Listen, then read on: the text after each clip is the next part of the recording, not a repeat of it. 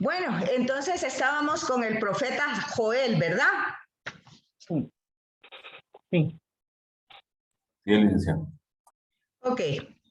Entonces, solo déjenme que entre, todavía faltan algunos. Estábamos hablando entonces del tema apocalíptico, ¿verdad?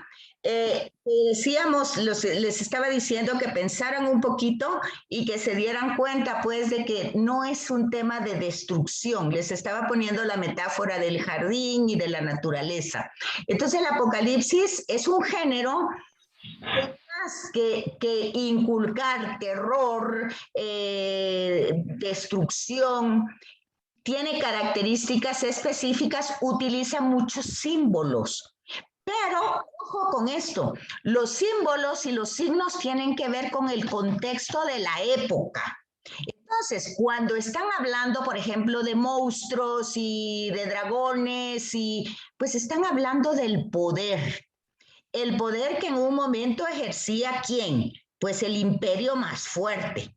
Pero luego van saliendo como distintos, que dijera yo, como distintas cabezas o distintas formas, va a utilizar caballos, va a utilizar colores de caballos, y todo esto es como para ir diciendo, pues, cómo realmente estos animales porque estamos en el contexto, ¿verdad? En el contexto de esos lugares, acuérdense ustedes que el caballo árabe, que de esos caballos en esos lugares son de pura sangre y son utilizados para las batallas, son utilizados para muchas cosas, ¿verdad? Para llevar al rey, para tantas cosas. Entonces, están todo ese simbolismo, todo ese significado, pero básicamente es esto. Es decir, pues sí, en la historia hay gobiernos o hay imperios sumamente poderosos, pero pues no tienen el poder de Dios. Al final de cuentas, el Todopoderoso es Dios. Al final de cuentas, pues estos de una o de otra manera, no porque Dios los destruya, sino porque al final ellos mismos, en su misma soberbia, en su misma manera de llevar la vida, pues se van destruyendo, porque se vuelven, pues eso, soberbios, adictos a tanto, ¿verdad? Orgullosos, van teniendo el hecho de que si el otro le estorba para imperar o para reinar, pues lo matan, así sean hijos, así sean familiares, así sea esposa, en fin, el tema de la codicia, de la ambición, todo eso destruye. Eso Jesús lo va a utilizar, ¿qué pasa con los reinos divididos, verdad? Todo reino dividido pues prácticamente se destruye. Lo mismo pasa con una familia dividida, se destruye. Todo lo que está dividido, una iglesia dividida, también se destruye. De ahí que el sínodo de hoy intenta que no estemos divididos, lo que se va a empezar y que va a durar como 2 años, intenta eso, unificarnos. Porque, fíjese, unificarnos no quiere decir que no haya diversidad. La diversidad existe, pero todos debemos de tener pues la misma concepción de que somos creación de Dios, que Él en su amor nos ama y nos salva y que Él es en la persona de Jesús el único camino, la única verdad y la única vida. Y que si queremos regresar al Padre tendremos que entender y acoger el mensaje de Jesús. Pues esa es la apocalíptica, ¿verdad? La apocalíptica entonces es un tema que va a decir, bueno, pues todos nos vamos a transformar, igual cuando nosotros muramos, pues nuestra fe católica dice, no es la destrucción total, sino que nos vamos a transformar. El ejemplo es igual que cuando estamos en el vientre materno, pues ya estamos vivos, pero cuando nacemos, pues es que no morimos, pero sí morimos a la vida del vientre, pero trascendemos a una vida fuera del vientre. Igual pasa cuando muramos biológicamente, físicamente, pues morimos a una vida terrenal, pero Jesús nos ofrece por el tema de la resurrección, la vida eterna. Entonces, ahí ustedes no ven en ningún momento una cosa de destrucción absoluta. Ahora, por supuesto que al final del tiempo, pues ya que fuimos creados con una misión, pues tendremos que dar cuentas de esa misión. Tendremos que decir qué hicimos con los talentos. Eso está dicho muchas veces en el Evangelio, ¿verdad?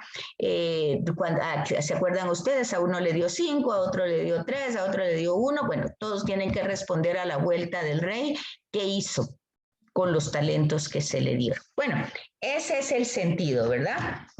Entonces, no sabemos mucho de la personalidad de Joel, no se habla mucho. Ya les digo que tiene ese carácter apocalíptico, es un género literario, el Apocalipsis. Y básicamente el tema de la efusión del Espíritu del Señor.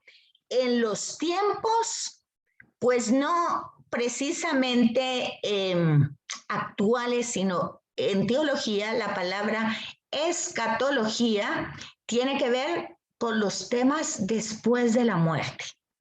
O sea, van a haber todavía cosas que van a suceder, ¿verdad? Entonces, fíjense que, por ejemplo, hoy todo el mundo cuando muere dice, sí, ya está con el Señor. A saber, ¿verdad? Eso decimos nosotros y Dios quiera que sea así. Pero la verdad que en la teología católica nosotros tenemos dos periodos, ¿verdad? Un juicio privado y un juicio universal.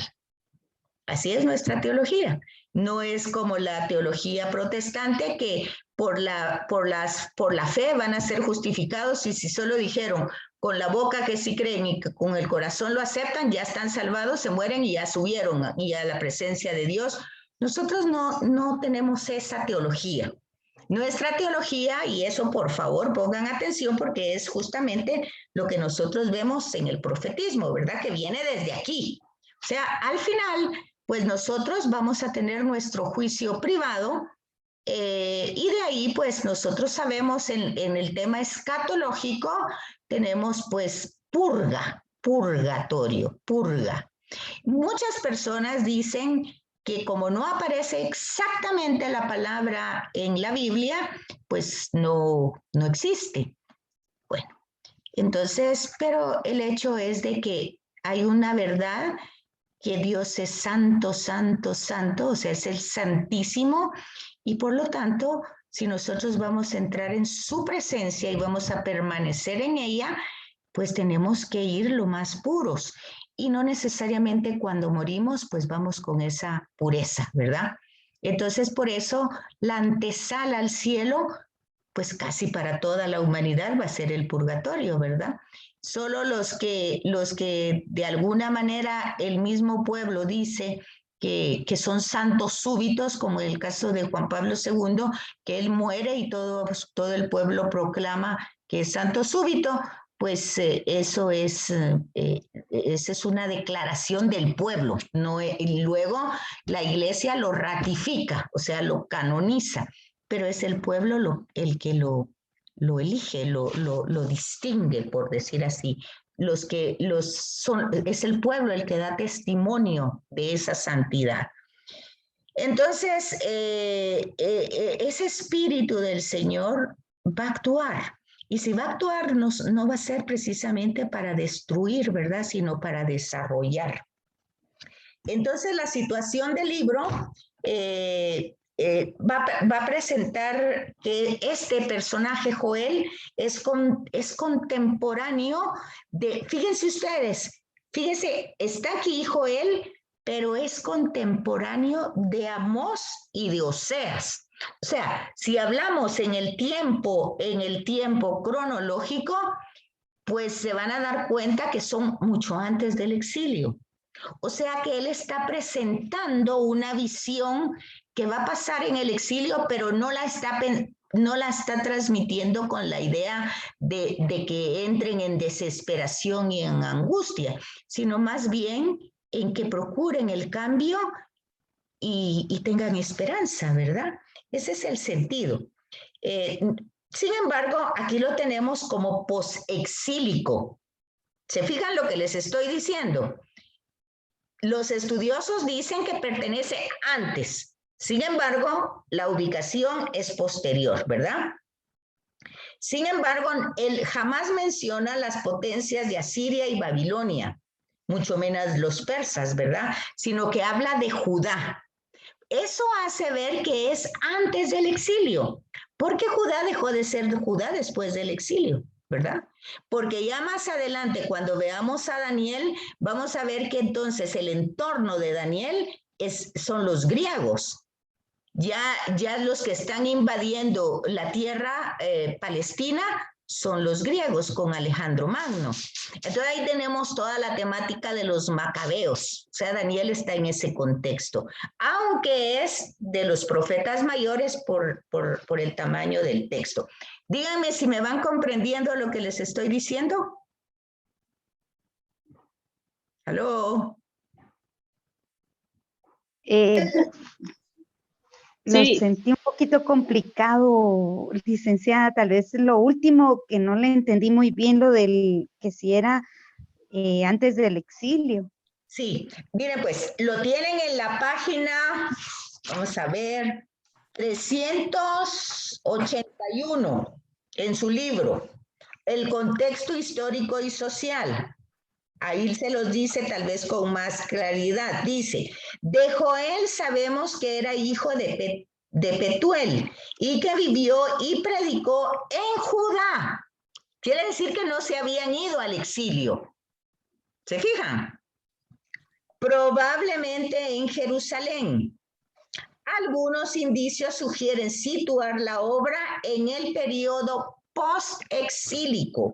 Por ejemplo, no existen referencias a los reyes de Judá e Israel. Nunca mencionan las grandes potencias del preexilio, Asiria y Babilonia, y se dirige solo a los habitantes de Judá, ignorando completamente a Samaria. Otros dos elementos que podrían hacer pensar en el posexilio son las abundancias de las citas, más o menos directas, del libro comúnmente datado en épocas preexílicas, y el tono apocalíptico presente en algunos textos que acerca el lenguaje de Joel al de Zacarías. O sea, que entonces lo tenemos colocado como post-exílico, ¿verdad? Pero la temática no menciona muchas cosas. Entonces hay como indicios, pero ¿qué dijera? Son como hipótesis, ¿verdad? Al final, el libro, y ustedes lo van a ver en la Biblia, en qué periodo lo coloca. Eso es lo que yo necesito que ustedes cotejen con la Sagrada Escritura. ¿Sí me comprenden? Muy bien, sí. Muy bien. Temas como eso, ¿verdad? Porque al final lo que diga la escritura es lo que es, ¿verdad? Al menos así lo entendieron y así lo pusieron en el canon. ¿Sí se fijan? Sí, licenciada. Ok. Entonces, luego el libro en la estructura, pues va a dar una estructura general, ¿verdad? Y un contenido. Básicamente en el contenido los temas es Dios interviene en la historia de su pueblo. Esa es la primera parte del libro. Es una invitación a reflexionar sobre las graves desgracias que han recaído sobre la nación. Ante estos acontecimientos, el profeta exhorta al cambio, o sea, a la conversión y a la penitencia. Y entonces aquí van a encontrar ustedes en el capítulo 1 una invasión de langostas, o sea, circunstancias naturales. Por ejemplo, ahorita podemos ver el tema del COVID, por ejemplo, de la pandemia. Entonces podemos ver eso. Y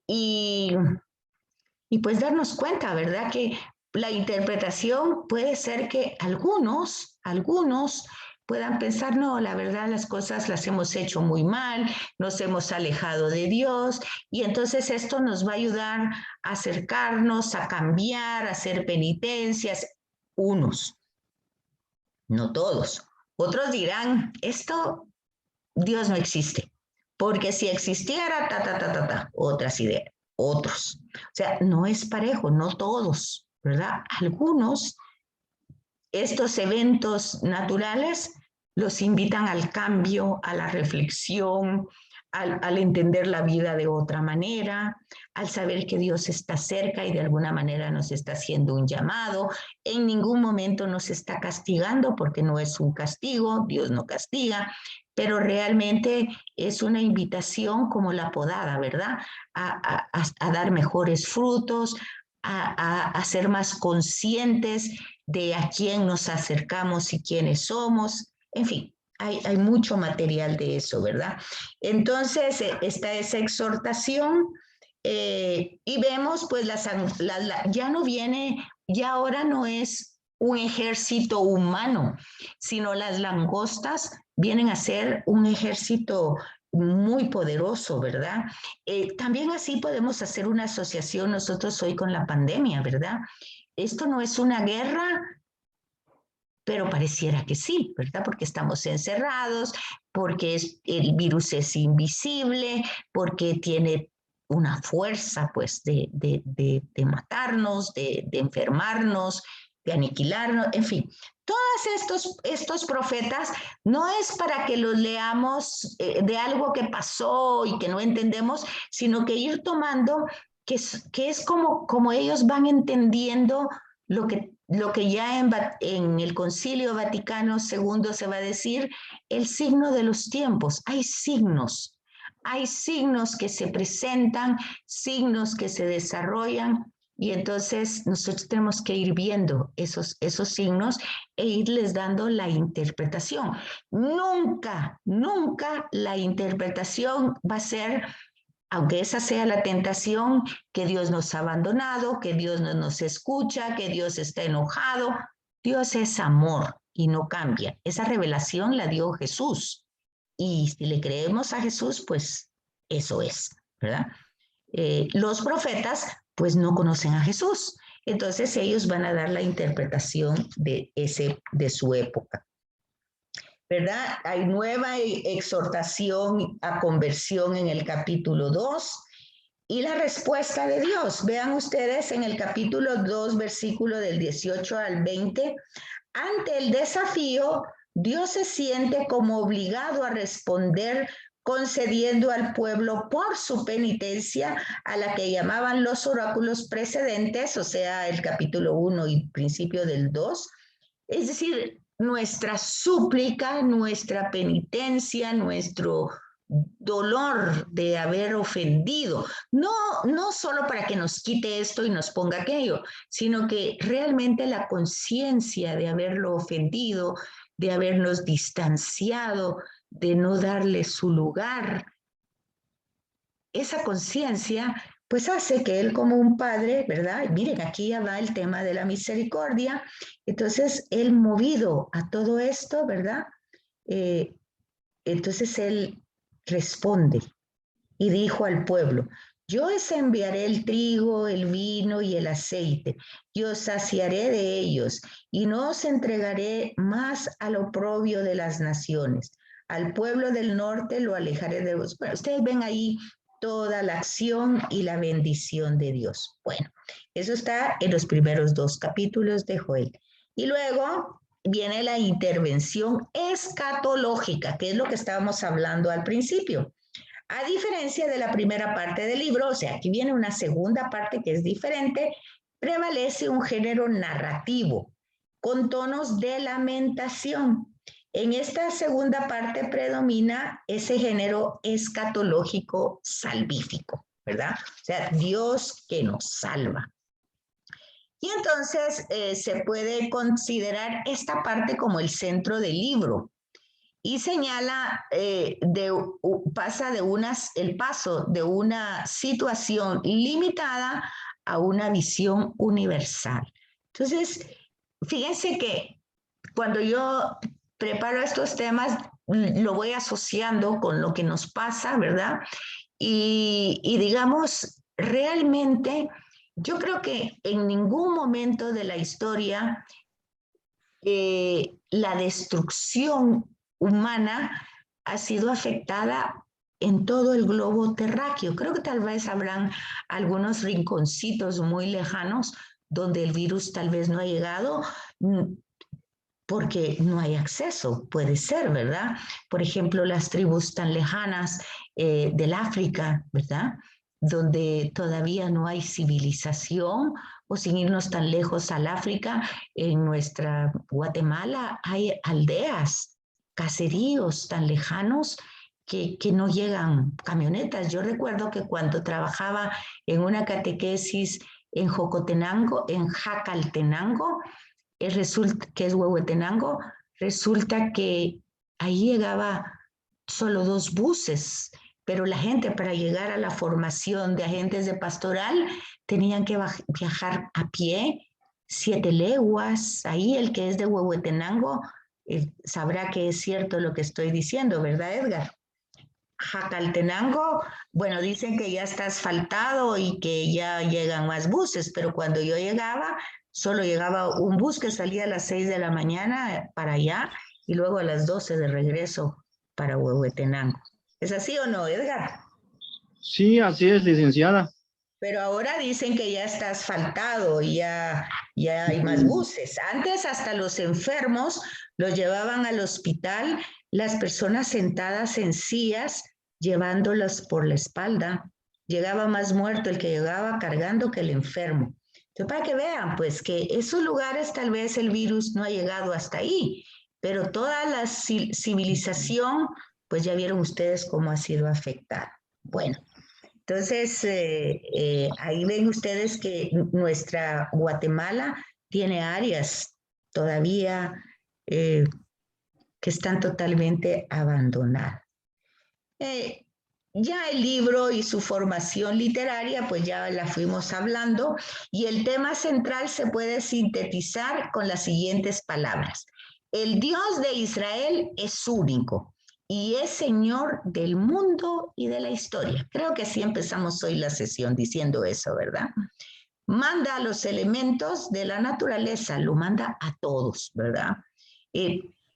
Pues como hasta el día de hoy no sabemos si el virus fue creado humanamente o si ha sido parte de la naturaleza. Eso no se ha esclarecido, ¿verdad? Entre todas las informaciones, pues está ese signo de interrogación, ¿verdad? Algunos aseguran que es una guerra química, ¿verdad? Pues podría ser. Y otros, pues, dicen de que es natural, que vino, pues ya saben ustedes, de un animalito por ahí, que no sé qué, en fin. El hecho es que, sea como haya sido, no es algo que se le escape de las manos de Dios.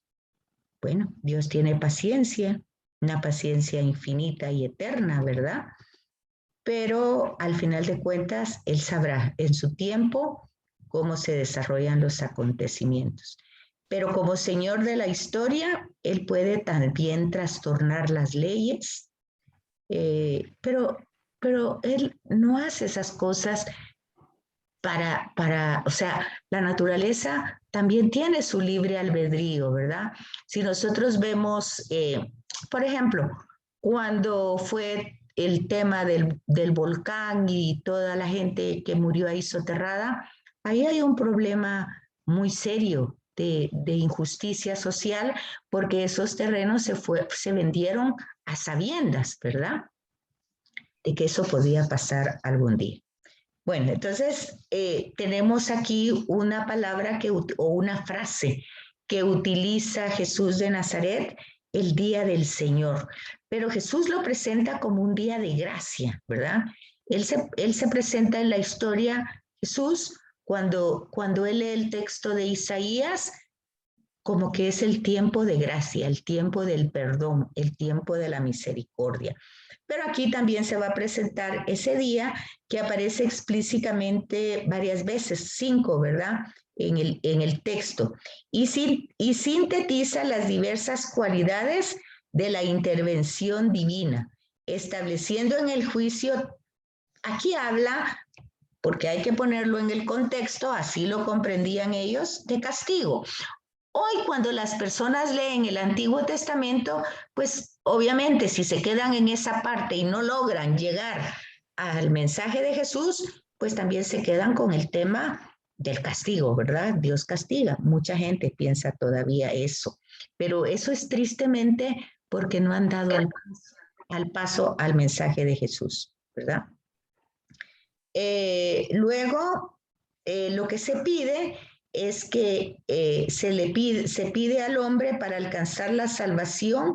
¿Qué es lo que le pide? Pues que cambie sinceramente, no solo externamente, sino desde el corazón, ¿verdad?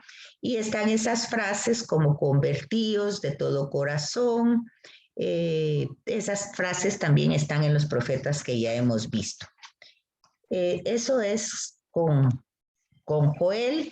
Y entonces luego ya pasamos pues a la apocalíptica. Daniel y la apocalíptica, que es el último profeta, ¿verdad?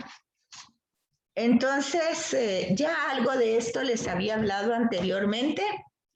Lo tienen en la página, vamos a ver, 393. Ahí tienen que es el cuarto libro de los profetas mayores. Aquí está. El cuarto libro de los profetas mayores en el canon cristiano. Acuérdense que habíamos hablado de que hay distintos cánones, ¿verdad? El hebreo, que es el original, el que tiene, está dividido en la Torá, que son los 5 libros del Pentateuco, el Ketubín, que son los libros escritos, ¿verdad? Que son Primera de Reyes, Segunda de Reyes, Primera de Samuel, Segunda de Samuel, Crónicas, se llaman los escritos. Y después los Naví, que son los profetas. O sea, la Biblia hebrea está dividida así. La Torá, los Ketubín y los Naví, ¿verdad? Esa es la hebrea. Nosotros tenemos otra, los cristianos pues tenemos otros, porque yo se los expliqué eso en una clase, en una sesión, los libros que fueron traducidos al griego. ¿Recuerdan? Pues esos libros al griego no fueron aceptados, algunos en el Antiguo Testamento hebreo. Bueno, ellos no tienen Antiguo Testamento, ellos solo tienen eso, la Torá, Ketubín y Navín. Eso es lo que ellos tienen. Nosotros tenemos el Antiguo Testamento y el Nuevo Testamento. Ellos claramente no tienen el Nuevo Testamento, ¿verdad? Entonces, en nuestro canon cristiano, donde está el Antiguo Testamento y el Nuevo Testamento, pues pertenece a los profetas mayores.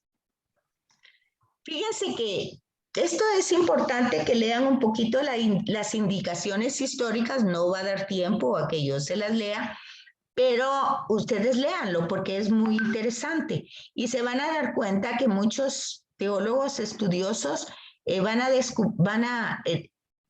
al analizar los textos y el contexto histórico y la narrativa, pues se van a dar cuenta que Daniel es un seudónimo, no es un personaje como lo hubiera sido Jeremías, Ezequiel y cada uno de los anteriores, sino que dice que es decir, que no vivió todas estas circunstancias o todas estas situaciones de las que habla el libro, que en el caso de los profetas que hemos visto, pues ellos sí estaban en ese contexto histórico y ellos estaban pues denunciando las situaciones injustas y anunciando la bondad y la misericordia de Dios.